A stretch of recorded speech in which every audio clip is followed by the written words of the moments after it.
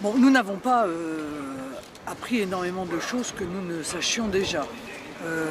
Nous avons acté un certain nombre de divergences que nous avons, clairement, sur comment dire, les principes de précaution à mettre en œuvre. On ne va pas se cacher que nous avons, j'ai moi en ce qui me concerne, c'est pas le cas de l'ensemble des autres représentants de mouvement, mais j'ai en ce qui me concerne des divergences sur notamment les choix qui ont été faits de mise en quarantaine d'un certain nombre, de circulation totalement libre d'autres, dont j'ai jamais caché que je les trouvais en l'occurrence incohérents. Toute une série d'engagements ont été pris en termes de préparation d'une aggravation de l'épidémie, donc on en prend acte et évidemment on se réjouit que le gouvernement soit sur la brèche. Moi j'aurais préféré, je l'ai dit d'ailleurs au Premier ministre, que le centre interministériel de crise soit mis en œuvre, il est normalement présidé par le Premier ministre, ça n'est pas encore le cas, je suppose que le gouvernement considère que la situation n'est pas encore assez périlleuse pour le mettre en œuvre, mais je pense que ça donnerait une cohérence, si vous voulez, d'ensemble aux actions qui sont ou qui vont être amenées à être menées, puisque l'on voit que la situation de l'Allemagne s'aggrave, oui, et que nous pouvons légitimement penser qu'il puisse y avoir un profil d'aggravation en France du même type que celui que vit aujourd'hui l'Allemagne.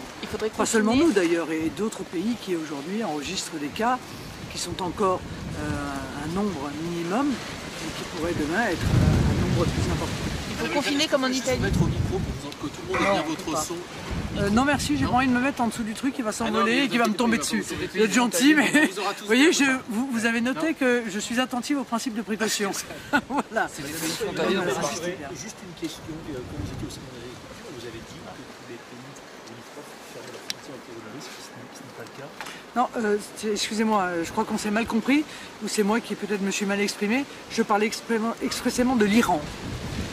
Et j'ai d'ailleurs fait un tweet sur ce sujet en disant que tous les pays limitrophes de l'Iran ont pris des mesures, non pas obligatoirement de fermeture totale, mais de restriction de surveillance de leurs frontières. Mais vous contestez le fait que la France ne ferme pas ses frontières? Oui, je le conteste, oui. Oui, je le dis clairement. Enfin, écoutez, si on me demande mon avis, je l'ai dit, je l'ai exprimé. J'ai le droit aussi d'être en désaccord avec les choix qui sont faits.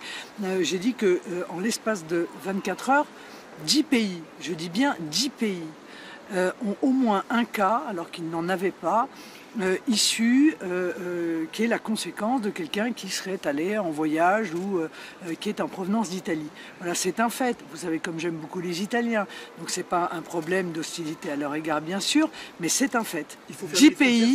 10 pays ont aujourd'hui un cas qui a un lien avec l'Italie. Je pense qu'il est, dans le cadre du principe de précaution, utile d'en tenir compte. Et encore une fois, il existe des incohérences. Vous les avez notées et je les ai notées.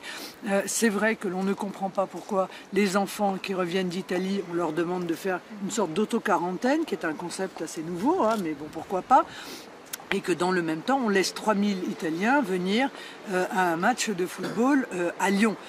Ces incohérences-là, elles se sont un peu multipliées.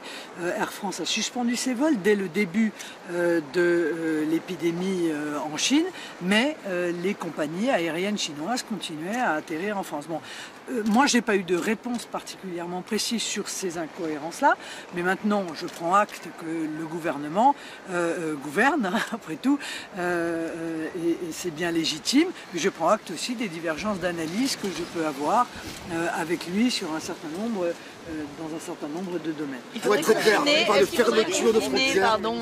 qu'il faudrait confiner comme en Italie? Pourquoi on confine en Italie et pas en France, par exemple? Parce que la situation est aujourd'hui tout à fait différente en Italie et en France. La situation en Italie est la situation d'une épidémie qu'on appelle hors contrôle. C'est une formulation juridique. Une épidémie hors contrôle, c'est une épidémie sur laquelle on n'a pas de médicaments, bon bah ça c'est le cas de tout le monde, mais avec un nombre exponentiel de cas.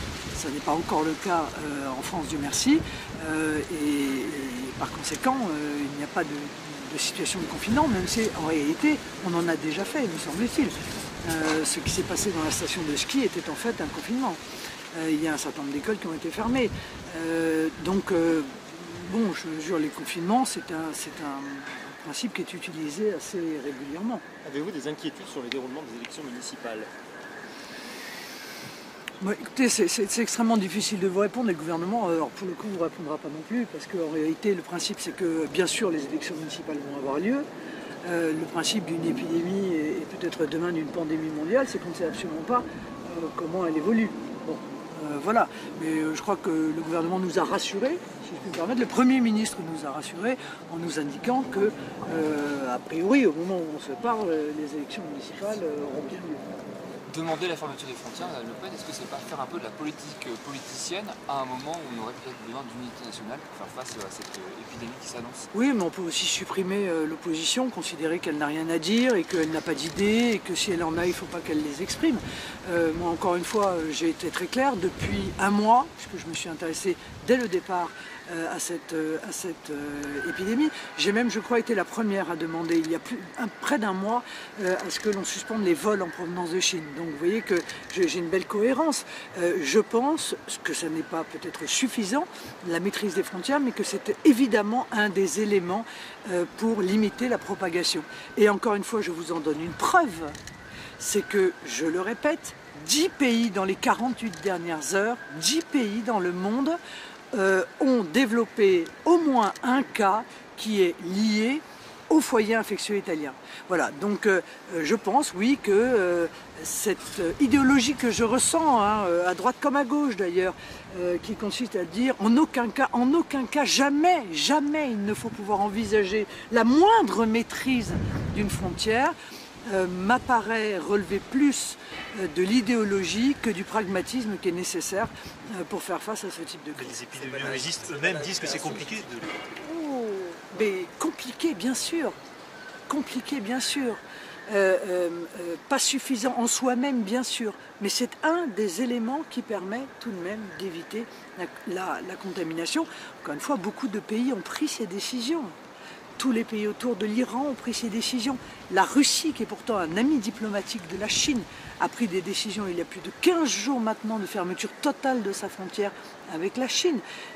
Nous verrons si un certain nombre de pays ont réussi plus facilement que d'autres à empêcher ce type de développement des épidémies.